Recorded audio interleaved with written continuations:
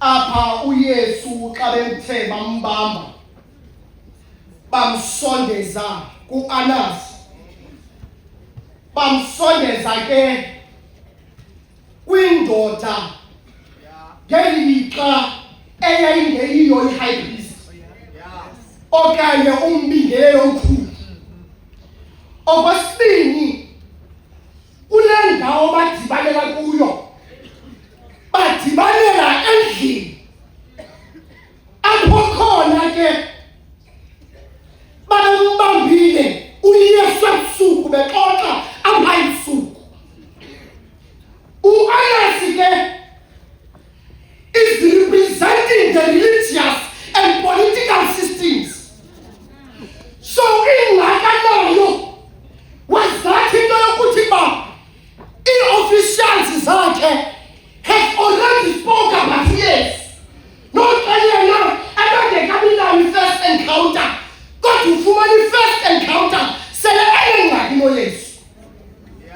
Okwesibini, uYesu is the one apha obonakala uba ngumntu o-transformational kwaye engumntu nje ofocasa kwi-spirituality.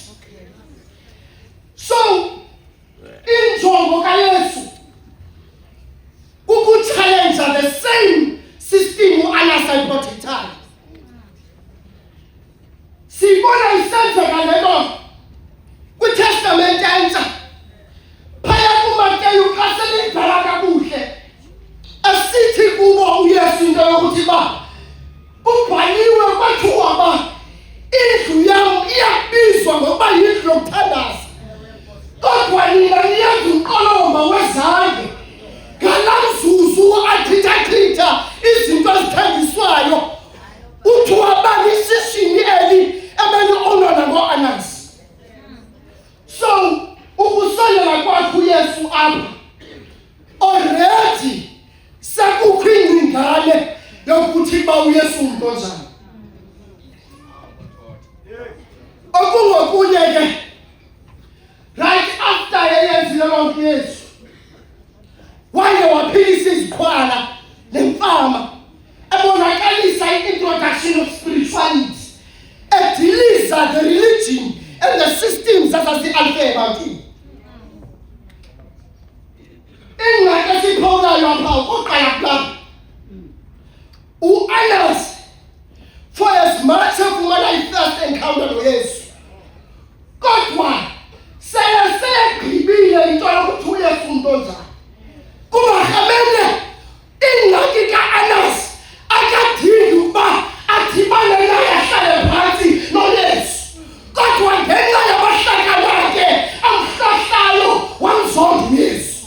Kuba ikhona loo nto into yokuthi ba ungadingi into yokuba ube kanti uwenze into ukuze uAnas angafuni, because uAnas yindoda ehleli njalo into ebhiliva ngezinto ezithethwa ngabanye. Okwesibini apha already uYesu engena, abantu azoxoxa kubo sebegqibile bayi-30 sentence abayifunayo. Kuba sifumana kuYohane chapter 11 apho uCaiphas wayesitsho ngokuthi ba kungcono kufe umntu omnye ukuze kusinde abaninzi. So uYesu ugqibela lapha engena ke kwindibane already, engenaxesha lokuthi ba uzawuthini, kodwa seyigqibile ba funeke fike apha le nkundla. Asiboni evidence ebonakalayo kangangokuba injongo kaAnas was to search umoya kwalapha kuYesu. Yabonakalisa loo nto into yokuthi ba iyakwazi ukwenzeka into sibe senkundleni noAnas abezoxoxisa kanti yena qala akayazi injongo yoba kwakho, kodwa into ayijongileyo yinto yokuthi ba kwizinto ozithethayo uzawusebenzisa ntoni ngaloo nto. Kodwa uYesu wazo ezola nje uyayazi into yokuthi ba uAnas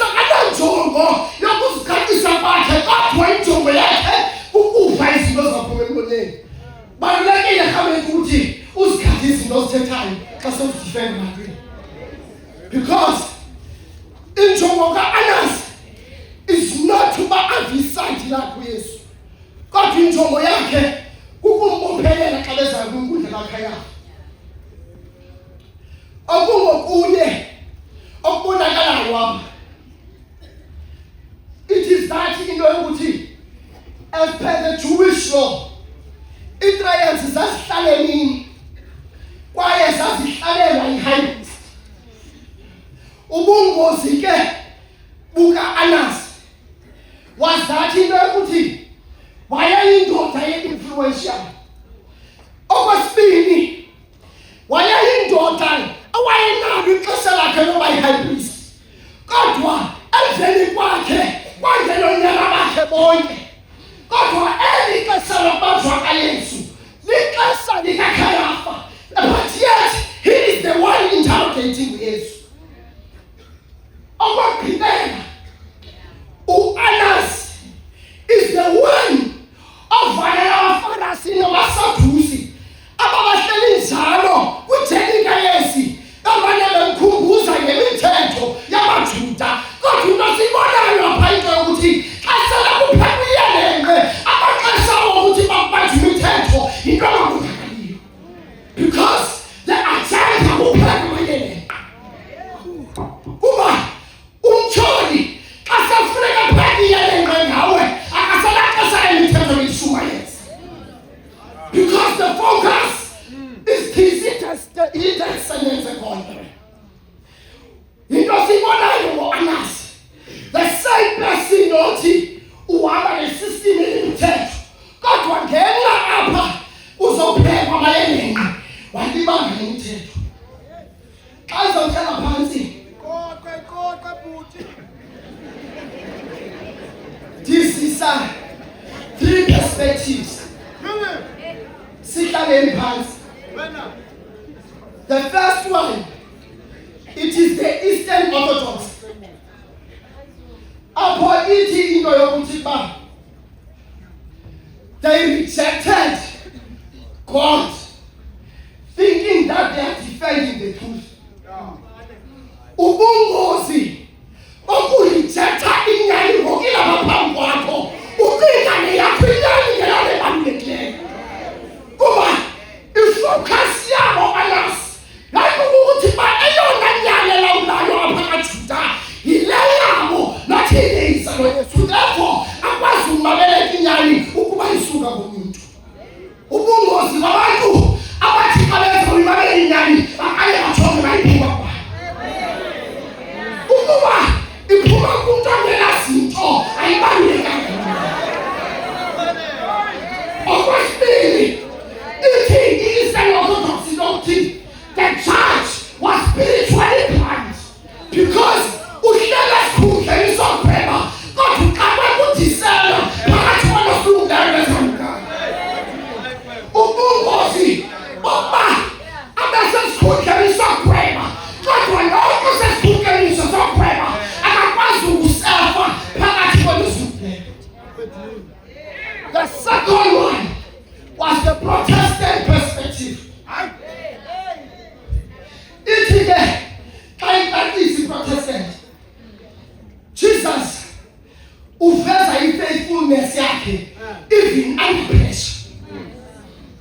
Kuba xa ujongene no-Anasi kumele into yokuthi uhlale uthembeke kanti uyiqalile. Kuba ubungozi bokuqala into ungasukwazi uyigqiba. Kuba apha uYesu is faithful to the journey, because uyayazi into yokuthi ayiqalile njena bayiqalileyo uzigqiba. Now into sibonisa yona uYesu apha uba kubalulekile uqala izinto kodwa ubele nje uyigqiba. Appealing there is when Jesus willingly takes the place of sinners. Kuba sithetha ngoYesu osesikhundleni sasebuthixweni, uYesu obengaqalekelanga ukuthi makabelane, kodwa willingly uYesu was willing into yokuthi abe lapha phambi ko-Anasi. Kodwa indirectly into eyenzekayo izathi efikeni kwakhe uYesu apha ufika kwi-environment ebeqhela ukupheka amayelenqe. Kwaye okwesibini ufika kwi-environment apho behleli njalo kuthethwa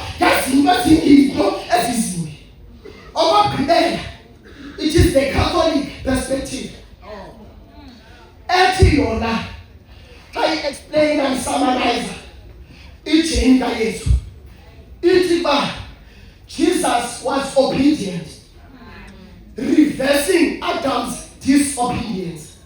Kuba sekude kakade uYesu afuneke ba abe lapha kungenxa ka-Adam owazange wathobela uThixo waseqaleni.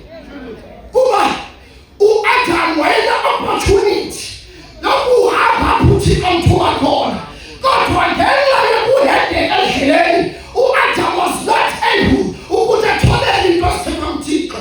Kwathi emveni kwesizukulwana sabona ngoYesu ezenzo ulungisa kasenzo. Ithi-ke loo nto into yokuthi bakhona ba ubungozi bokwenza izinto kanti sizovuka emveni kwezizukulwana nezizukulwana. Xa sisiya kuKhayafa kubalulekile into yokuthi ba sibambe into ethi kuyo yonke into abayenzileyo nokuxoxa kwabo, kodwa khange baphumelele indidi. Amen.